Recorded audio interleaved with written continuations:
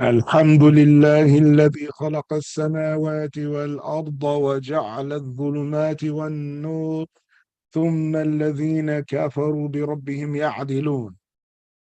الحمد لله الذي أنزل على عبده الكتاب ولم يجعل له عوجا. الحمد لله الذي هدانا لهذا وما كنا لنهتدي لولا أن هدانا الله لقد جاءت رسل ربنا بالحق. Now, so we reached the ayah where Allah Ta'ala sees Fir'aun. And what I forgot to mention was when Allah Ta'ala said, فَأَخَذَهُ اللَّهُ نَكَالَ الْآخِرَةِ وَالْأُولَى. The tafsir the ulama brought that we read yesterday was that Allah Ta'ala would seize Fir'aun with the punishment in this life and in the next. And other tafsir, it mentions that uh, the first thing that Fir'aun said to his people when Musa came with the message, he said to his people, I don't know any God for you but myself. So Allah gave him respite and kept sending Musa with the message to get Bani Israel and to tell Fir'aun to worship Allah. Then the last statement he said was, I am your Lord, the Most High.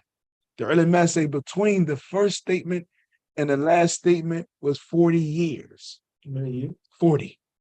40 years between the first statement and the last statement. And then Allah Ta'ala seized him when he finally said, I am your Lord Most High. So أَخَذَهُ اللَّهُ نَكَالَ الْآخِرَةِ وَالْأُولَى. So Allah seized him with a severe punishment for the first statement and the last statement. He gave him time to return from the statement. He didn't, so he seized him for both of those statements. SubhanAllah. So now we're at the ayah where Allah Ta'ala says, إِنَّ فِي ذَلِكَ لَعِبْرَةً لِمَنْ يَخْشَى. We took that yesterday also, I believe. Nah. And indeed, in that, the fact that Allah sees Fir'aun in that way is a sign, an admonishment to the one who has consciousness of Allah. Then Allah asks, the next ayah, the ayah that we're on today, is Allah asks the rhetorical question.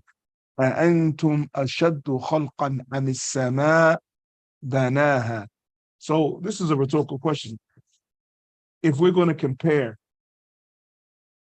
between the heavens and everything that's in the heavens, not the sky, as they're talking about, meaning the heavens that we believe that's above us, including the cloud, including the stars, including the sun, including the moon, and everything that is there, and everything that is made up of, and everything that takes place and comes down from snow and ice and everything like that.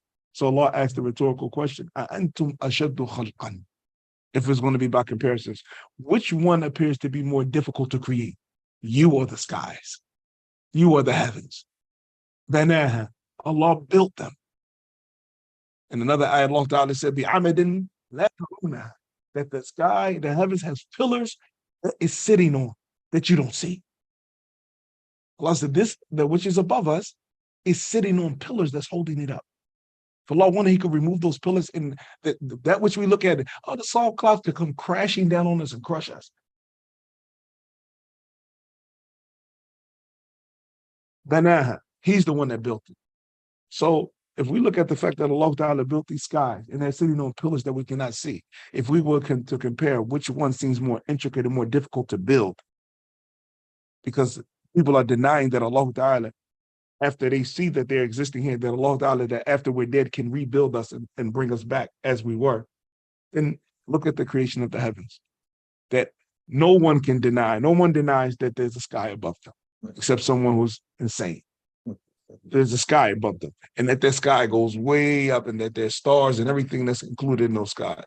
So then which one, look at all of the details that's in the skies and everything that exists in there, which one would be more difficult to create? So if He created that and you're here and then He removes you, why wouldn't He be able to bring you back? And this is the issue with the kuffar. Anytime you see these issues being repeated, because this is the issue with the kuffar of every generation, this is what they deny. He's going to bring us back. Just like we read earlier in the same surah. إِذَا كُنَّا إِذَامٍ نَخِرَةٍ قالوا تلك إذن كرة خاسرة. So you're telling us we're going to come back after we become rotted bones? To keep denying it. No. So إيجادكم على الله أيها المكذبون بالبعث أصعب أم إيجاد السماء التي بناها. So the ulama say, so bringing you to existence, or you who deny the resurrection, is it more difficult, or Allah Ta'ala bringing the sky into existence that he built above you? Nah. And there's a sheikh who gathered a book together. I have a copy of it at home, but I didn't bring it with me, and I don't have a PDF file. But mashallah, he collected all of the rhetorical ayahs in the Quran, all of the ayat where Allah is asking a question that doesn't need an answer, and breaking it down. Look at this question, like this question: are you more difficult to bring back into existence, or the sky that Allah Ta'ala built? All questions like that. He just gathered all of them together in one book. So that will be something nice to go over. So this is the ayah we wanted to talk about today. That this is the denial of the kuffar each and every time. They deny that Allah can do things that he's done already. Why? Because we weren't here and he put us here. So to remove us and bring us back is much easier. If there's any statements or questions about what was said, we'll take that. If not, wa alaikum salam wa rahmatullah. We'll stop here, inshallah. هذا وصلى الله وسلم وبارك على نبينا محمد وعلى آله وصحبه وسلم والسلام عليكم ورحمة الله وبركاته.